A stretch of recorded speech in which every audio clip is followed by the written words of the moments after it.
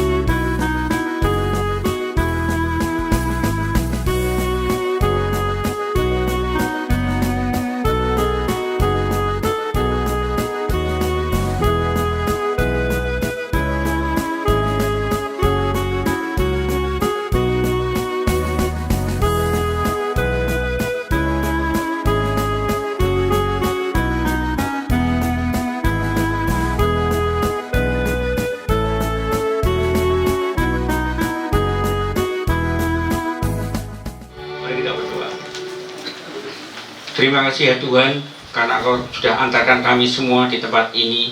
Tentunya kami mempunyai motivasi ya Tuhan untuk kemuliaan nama-Mu, untuk hadir di tempat ini. Dan kami ingin mengadakan acara pendajaran pada malam hari ini ya. Kiranya Tuhan juga pimpin acara ini dari awal, pertengahan, hingga akhir nanti. Kiranya Tuhan kuduskan ya Tuhan mulai tempat ini, sehingga kami dapat merasakan kasih setia-Mu kepada kami semua. Segala doanya kami serahkan dalam tangan Putra Tunggal Tuhan kami, Yesus Kristus. Amin. Baik Bapak Ibu Saudara kasih Tuhan, bersama-sama kita akan merenungkan kebenaran firman Tuhan yang akan menyiapkan kita masuk dalam perjamuan kudus Jumat Agung. Karena itu mari kita berdoa mohon bimbingan Roh Kudus. Mari kita berdoa.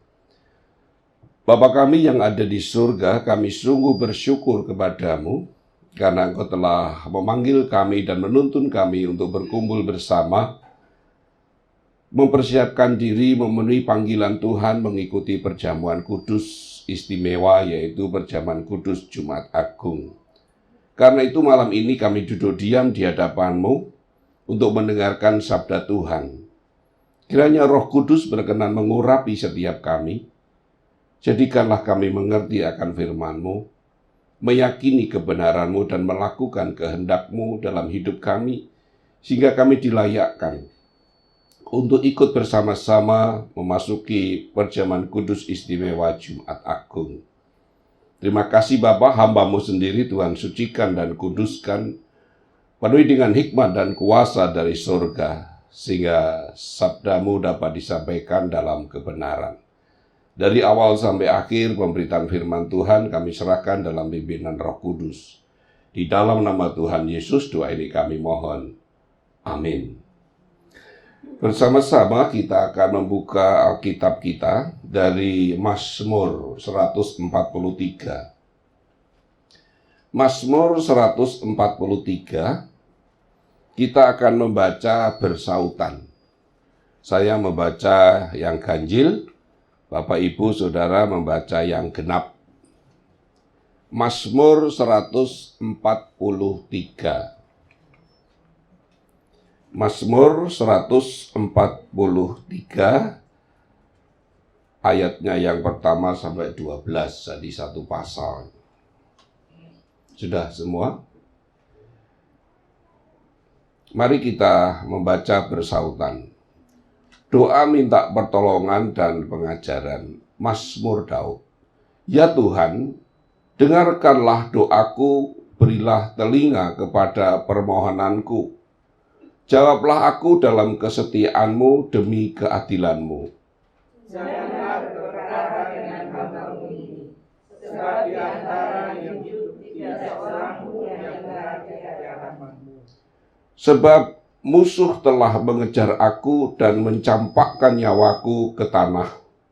menempatkan aku di dalam gelap seperti orang yang sudah lama mati. Semangatku lesu dalam diriku, hatiku tertekun dalam tubuhku. Aku teringat kepada hari-hari dahulu kala. Aku merenungkan segala pekerjaanmu. Aku memikirkan perbuatan tanganmu. Aku menadahkan tanganku kepadamu, jiwaku halus kepadamu seperti tanah yang tandus. Jawablah aku dengan segera, ya Tuhan. Sudah habis semangatku. Jangan sembunyikan wajah-Mu terhadap aku, sehingga aku seperti mereka yang turun ke liang kubur. Perkatakanlah kasih sayang-Mu kepadaku pada waktu pagi, sebab kepadamu lah aku percaya. Beritahukanlah aku jalan yang harus kutempuh, sebab kepadamu lah aku angkat jiwaku. Lepaskanlah aku daripada musuh-musuhku, ya Tuhan. Padamulah aku berteduh. Ajarlah aku melakukan kehendak-Mu, sebab Engkaulah Allahku. Kiranya roh yang baik itu menuntun aku di tanah yang terata. Hidupkanlah aku oleh karena nama-Mu, ya Tuhan. Keluarkanlah jiwaku dari dalam kesesakan demi keadilan-Mu. Binasakanlah musuh-musuhku demi kasih setiamu, dan lenyapkanlah semua orang yang mendesak aku, sebab aku ini hamba-Mu. Baik, terima kasih Bapak Ibu yang dikasihi Tuhan. Kita tahu sekarang ini kita bersama-sama berkumpul melakukan pendadaran. Dan di beberapa gereja memang pendadaran sudah mulai didistorsi gitu ya. Ada gereja yang pendadarannya itu dalam kebaktian. Jadi ngiras-ngirus. Tetapi di GKJ Semarang Barat masih menyelenggarakan kebaktian pendadaran dalam wilayah-wilayah. Dulu pendadaran itu didatangi satu persatu, ya, ditaros gitu ya. Itu menunjukkan betapa pentingnya persiapan untuk masuk dalam perjamuan kudus. Nah, kita akan masuk pada perjamuan kudus istimewa, yaitu perjamuan kudus Jumat Agung. Di mana kita tahu Jumat Agung itu mengingat akan penyaliban Tuhan Yesus, kematian Tuhan Yesus. Justru kematian Tuhan Yesus itulah, pengorbanan Tuhan Yesus itulah yang mengubah kehidupan kita. Nah, kembali lagi bahwa perjamuan kudus mengingatkan kepada kita tentang pengorbanan Tuhan Yesus. Dan yang harus diperhatikan adalah bahwa pengorbanan Tuhan Yesus itu mengubah hidup manusia, mengubah hidup orang percaya. Ini menjadi sangat penting untuk diperhatikan. Mengubah yang seperti apa? Melalui pengorbanan Tuhan Yesus di kayu salib itu, membebaskan kita dari dosa. Itu sebuah karya yang luar biasa yang tidak mungkin dilakukan oleh manusia. Maka kita perlu bersyukur kalau melalui pengorbanan Tuhan Yesus kita dibebaskan dari apa? Dosa. Dan kita tahu toh, manusia tidak bisa berhenti berbuat dosa. Ngurangi ya juga tidak bisa. Apalagi menghilangkan dosa. Bisanya cuma satu, nambah dosa. Nah, kalau ini dipikir, maka itu akan membawa manusia kepada kebinasaan. Tidak ada jalan keselamatan bagi manusia. Karena manusia tidak bisa melepaskan diri dari dosa. Tetapi puji Tuhan, melalui kematian Tuhan Yesus, pengorbanan Tuhan Yesus di kayu salib itu membebaskan kita dari dosa. Karena kematiannya di kayu salib menanggung dosa kita. Jadi kalau dosa kita tidak ditanggung, maka dosa itu akan menjadi tanggungan manusia. Maka ini merupakan karya agung Tuhan Yesus. Yang kedua, pengorbanan Tuhan Yesus itu membebaskan kita dari hukuman atas dosa. Karena setiap dosa itu membawa hukuman. Dosa itu membawa murka Allah. Maka semua agama mengatakan apa? Jangan berbuat dosa. Kenapa? Karena dosa itu menimbulkan murka Allah. Dan kematian Tuhan Yesus di kayu salib itu menanggung murka Allah yang harusnya kita tanggung. Maka siapa yang ada di dalam Kristus bebas dari hukuman. Bukan karena dosa kita tidak dihukum, dosa kita tetap dihukum, hanya yang menanggung Tuhan Yesus. Maka di dalam Roma pasal 8 ayat 1 dikatakan, tidak ada penghukuman bagi mereka yang ada di dalam Kristus Yesus. Dan yang berikutnya, pengorbanan Tuhan Yesus di kayu salib itu memberi hidup baru bagi kita. Yang tadinya hidup di dalam kuasa dosa, sekarang kita hidup di dalam kuasa Tuhan. Dulunya kita terpisah dari Allah, sekarang kita hidup bersama Allah. Nah, inilah yang sekarang kita jalani, buah dari karya Tuhan Yesus, yaitu hidup bersama Tuhan, yaitu hidup baru. Nah, dengan demikian seharusnya fokus hidup orang percaya adalah bagaimana kita menjalani hidup baru bersama Tuhan. Nah, perjamuan kudus itu diselenggarakan untuk mengingatkan kepada kita tentang karya Tuhan Yesus. Perbuatlah ini menjadi peringatan akan aku. Maksudnya apa? Bahwa pengorbanan Tuhan Yesus menjadikan kita hidup yang baru. Tidak lagi hidup dalam dosa, tetapi hidup dalam kebenaran. Hidup dalam Tuhan. Sekarang pertanyaannya, apakah kita sudah menjalani hidup baru di dalam Tuhan? Apakah kita setia menjalani hidup baru di dalam Tuhan, hidup dalam kebenaran? Nah, itulah pendadaran yang diselenggarakan untuk mengingatkan kita kembali panggilan kita, yaitu hidup baru di dalam Tuhan Yesus. Bagaimana kita menyiapkan diri sehingga kita bisa masuk dalam perjamuan kudus dengan cara yang layak? Karena kita tahu bahwa perjamuan kudus itu untuk mengingatkan kita bahwa kita dipanggil, diselamatkan, dibebaskan dari dosa dan hukuman untuk hidup dalam hidup yang baru. Nah, karena itu, beranikah kita menyatakan diri bahwa kita sudah menjalani panggilan Tuhan hidup baru? Saya yakin tidak ada seorang pun yang merasa layak untuk masuk dalam perjamuan kudus. Karena itu perjamuan kudus disiapkan melalui pendadaran, supaya melalui pendadaran ini kita diingatkan. Nah, bagaimana kita memasuki perjamuan kudus dengan cara yang layak? Yang pertama, dalam bacaan kita di dalam Mazmur Daud 143 ini ada 3 bagian yang perlu diperhatikan melalui pengalaman hidup Daud. Yang pertama adalah kesadaran akan kelemahan diri. Saudara pernah berdoa enggak? Enggak enak ya tanyanya, kok pernah? Sering. Kenapa berdoa? Biasanya kita berdoa kenceng itu kalau apa? Kalau ada masalah ya. Kenapa berdoa kalau ada masalah?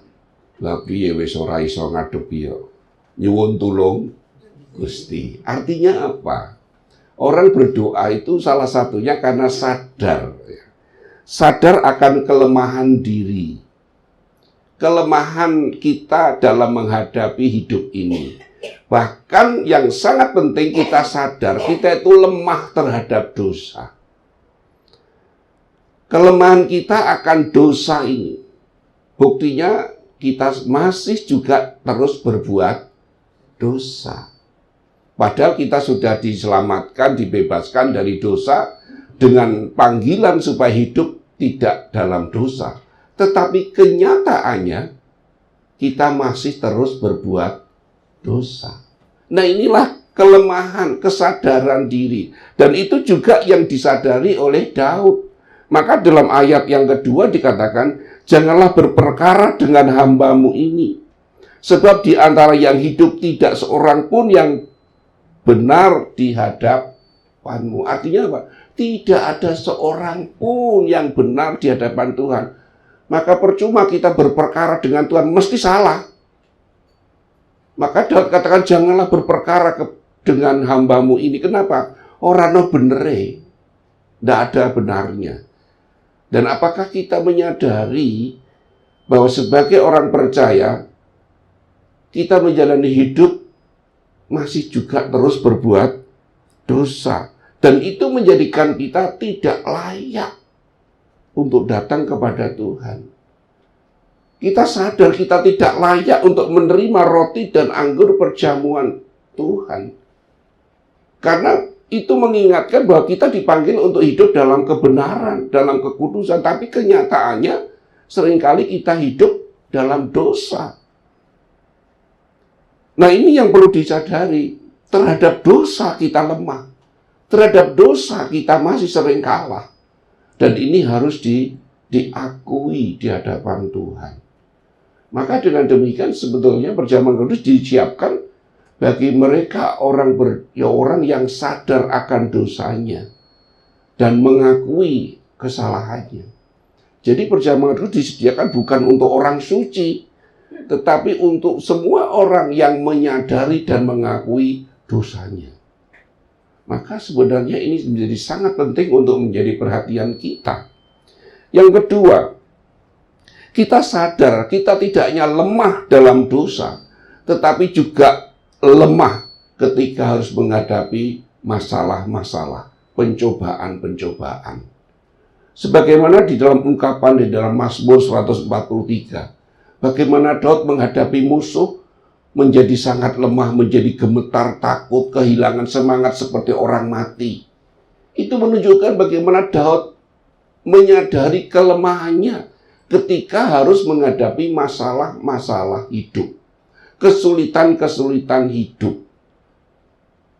Nah, saudara, ini menunjukkan kepada kita betapa kita itu sebenarnya memang lemah. Kita itu tidak punya kekuatan apa-apa dalam menghadapi dosa, ya sering kalah, menghadapi masalah ya sering kalah. Maka doa Bapa kami itu mengatakan apa?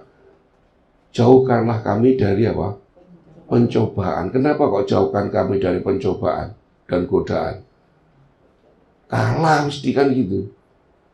Ini yang Tuhan ingin ajarkan kepada kita, betapa kita itu lemah, tidak punya kekuatan, maka tidak ada kesombongan di hadapan Tuhan.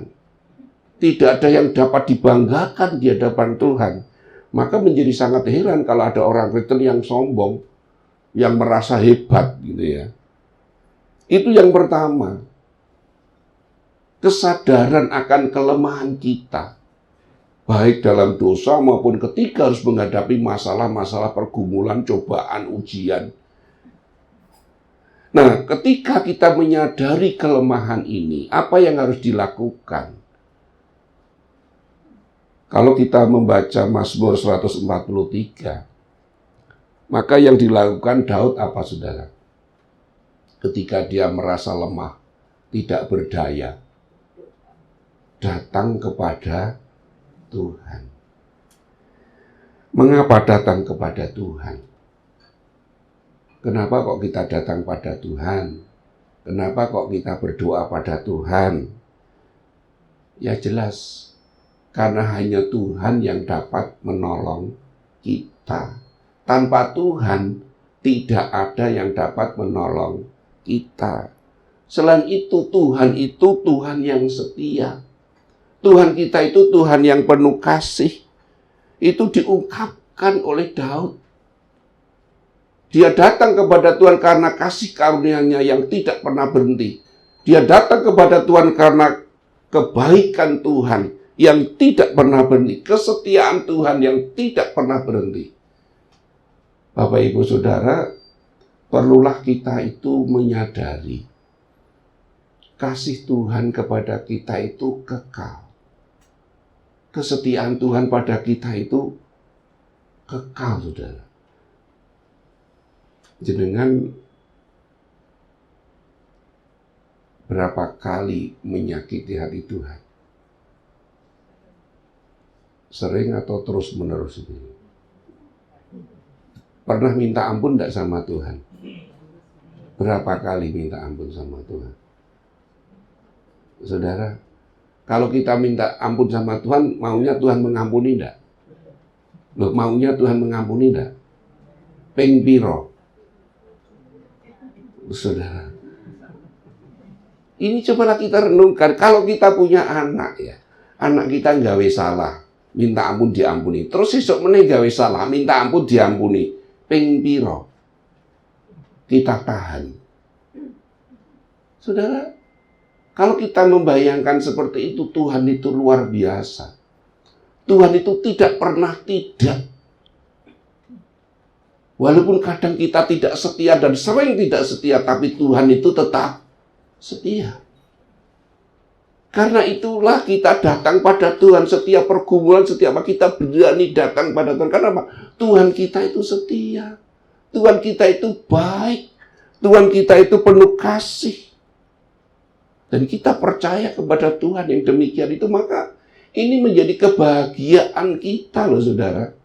Nah, coba kalau kita punya Tuhan yang jengkelan, punya Tuhan yang suka membalas, enak menjaluk ngapura sekali dua kali ora apa-apa, nek ping 30 ora iso. Saudara, Tuhan tidak seperti itu loh. Jangan jadi isin nak jaluk ngapura kepada Tuhan ini.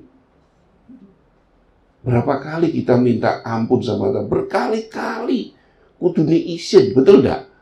Tapi Tuhan itu kasihnya, kesetiaannya luar biasa. Maka harusnya kita tuh bersyukur punya Tuhan yang demikian itu. Nah itulah. Maka Daud mengatakan, dengarkanlah doaku. Ya. Aku menengadah kepadamu. Ya hanya kepada Tuhan kita bisa berharap. Hanya kepada Tuhan ada keselamatan, ada pertolongan. Nah ini yang perlu diperhatikan. Dengarkanlah doaku, aku menengadahkan tanganku, aku haus kepadamu. Jadi ketika orang menghadapi pergumulan-pergumulan hidup yang demikian itu, menyadari kelemahan-kelemahan, menyadari dosa-dosanya, hanya satu jalan yang dapat dilakukan manusia, datanglah kepada Tuhan. Tapi ada juga orang yang ketika diajak, ayo ke gereja, aku sih ono masalah.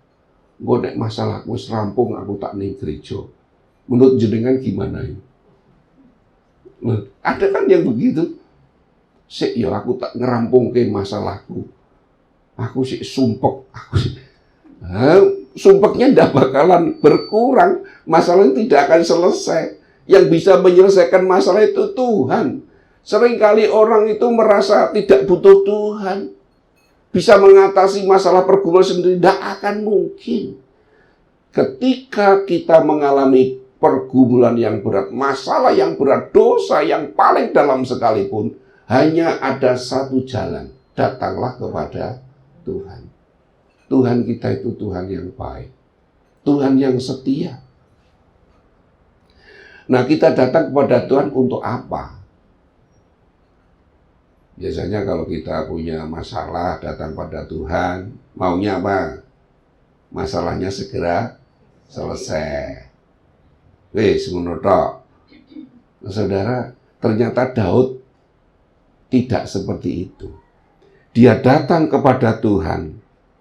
Dia katakan apa? Beritahukanlah jalanmu yang lurus. Jadi ternyata Daud datang pada Tuhan itu mohon supaya Tuhan apa? Memberikan jalan yang benar. Solusinya bagaimana Tuhan? Jalannya bagaimana?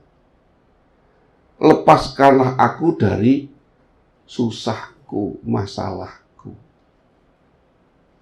Jadi Daud ingin menyelesaikan masalah dengan cara Tuhan.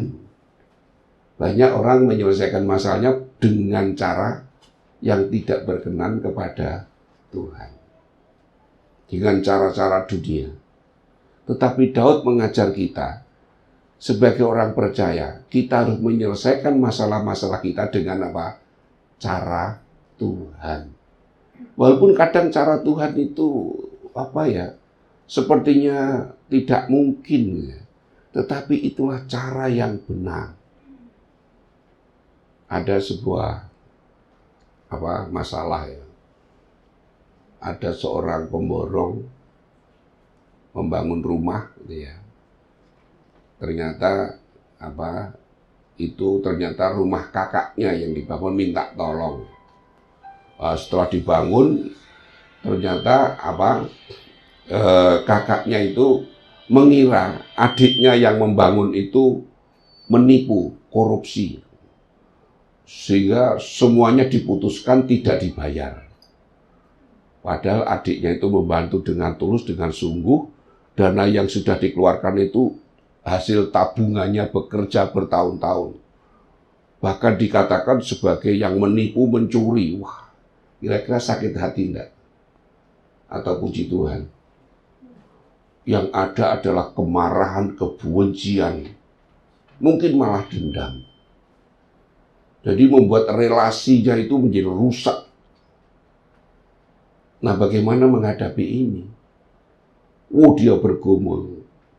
Dan dikatakan ada dua cara. Bisa menuntut kakakmu. Dan itu mungkin engkau menang atau engkau kalah. Dan itu tidak akan membawa hubungan yang baik. Yang kedua, mengampuni. Nah, saudara, ternyata pergumulannya luar biasa.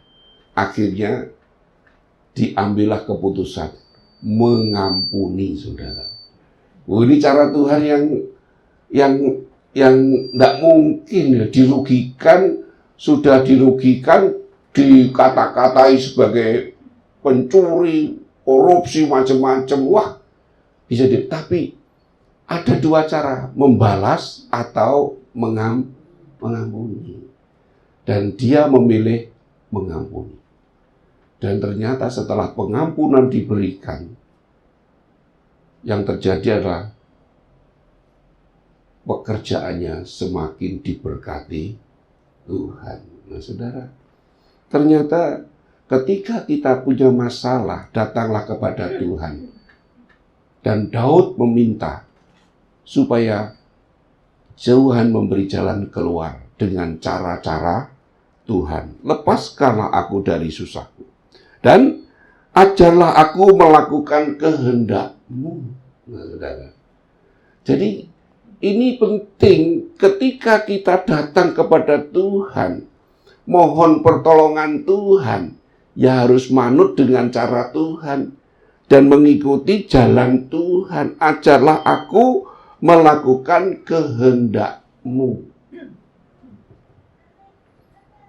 Dan ini yang seringkali dilupakan. Maunya kita, Tuhan menolong, mau menyelesaikan masalah kita, setelah itu kita baleni lagi gawe dosa. Tapi di sini katakan, ajarlah aku melakukan kehendak-Mu. Lah bagaimana supaya melakukan kehendak-Mu? Roh-Mu yang baik itu biarlah menuntun aku. Artinya, kita diingatkan bahwa kita tidak akan mampu melakukan kehendak Tuhan tanpa pertolongan Tuhan. Maka kehidupan yang benar adalah kehidupan yang menyertakan Tuhan. Kehidupan yang menempatkan Roh Kudus, Roh Allah memimpin, menolong kita untuk hidup seturut dengan kehendak Tuhan. Dan itulah yang akan memberikan kita semangat baru. Hidupkanlah semangatku. Nah, saudara. Jadi inilah yang perlu kita renungkan. Itu semua yang disebut sebagai pertobatan. Dan itulah yang dikehendaki Tuhan ketika kita masuk dalam perjamuan kudus. Yaitu masuk dalam pertobatan. Di mana kita menyadari segala dosa, kesalahan kita, kelemahan kita. Dan kembali kita datang kepada Tuhan, mohon penyertaan Tuhan, pertolongan Tuhan. Dan niat kita untuk hidup menurut ajaran Tuhan, menurut petunjuk Tuhan, dalam pimpinan rohnya yang kudus. Itulah yang akan memberikan kita semangat baru dalam menjalani hidup sebagai orang percaya. Nah, itulah makna pendadaran. Jadi sebetulnya pendadaran itu adalah kesempatan untuk bertobat. Kesempatan untuk kembali hidup dalam pimpinan Tuhan. Dengan demikian, maka kita masuk dalam perjamuan kudus dengan hati yang dipenuhi syukur. Karena hanya ada di dalam pengorbanan Tuhan Yesus ada pengampunan. Ada pengampunan. Di luar Tuhan Yesus, mana ada pengampunan? Karena di dalam Tuhan Yesus ada pengampunan. Kenapa? Ada dosa yang dihukum. Sehingga siapa yang ada di dalam Kristus dibebaskan dari hukuman. Itulah yang disebut pengampunan. Pengampunan yang tetap menghukum dosa. Tanpa penghukuman dosa, tanpa penumpahan darah, tidak ada pengampunan. Maka masuk perjamuan kudus yang pertama di dalam pertobatan kita. Dan yang kedua, kita masuk dengan rasa syukur karena kita memiliki Tuhan yang demikian baik. Kasih-Nya tak terbatas, pengorbanannya menyelamatkan dan mengubah hidup kita menjadi hidup yang baru.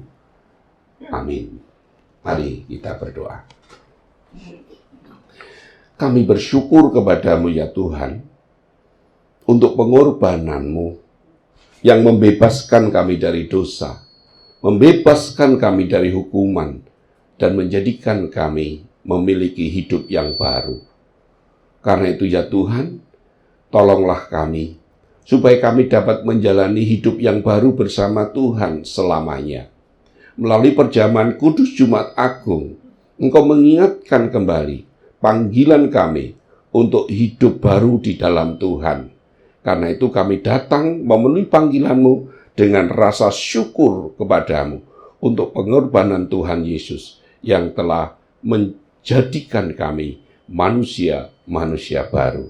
Terpujilah Engkau ya Allah, kekal sampai selamanya. Di dalam nama Tuhan Yesus, doa ini kami mohon. Amin. Jemaat yang dikasihi Tuhan Yesus Kristus, sebelum kita menerima sakramen perjamuan yang akan dilaksanakan pada tanggal 7 April, marilah kita menguji diri dengan bertanya kepada kita masing-masing sebagai berikut. Yang pertama, apakah kita mengakui bahwa kita berada dalam kondisi tidak selamat karena dosa, tetapi oleh anugerah Allah kita diselamatkan melalui pengorbanan Tuhan Yesus? Yang kedua, apakah kita bersedia dan bersungguh-sungguh menjalani hidup baru di dalam kuasa Roh Kudus? Yang ketiga, apakah kita bersedia menjalani hidup dengan penuh syukur dalam persekutuan sebagai keluarga Allah? Bagaimana jawab Bapak Ibu sekalian? Selaku majelis gereja, saya menegaskan bahwa sakramen perjamuan disediakan bagi orang yang menyerahkan diri kepada Tuhan Yesus dengan menyesali dosanya, serta memohon pertolongan Tuhan supaya dapat melaksanakan semua perintah-Nya. Jemaat yang dikasihi oleh Tuhan Yesus Kristus, mari kita berdoa. Ya Tuhan, kiranya Tuhan berkenan memakai sakramen perjamuan ini menjadi sarana untuk memelihara iman kami, sehingga kami senantiasa yakin akan keselamatan yang Tuhan anugerahkan kepada kami dalam Yesus Kristus, serta senantiasa memiliki pengharapan akan perjamuan yang sempurna di surga sebagai kesempurnaan keselamatan. Amin.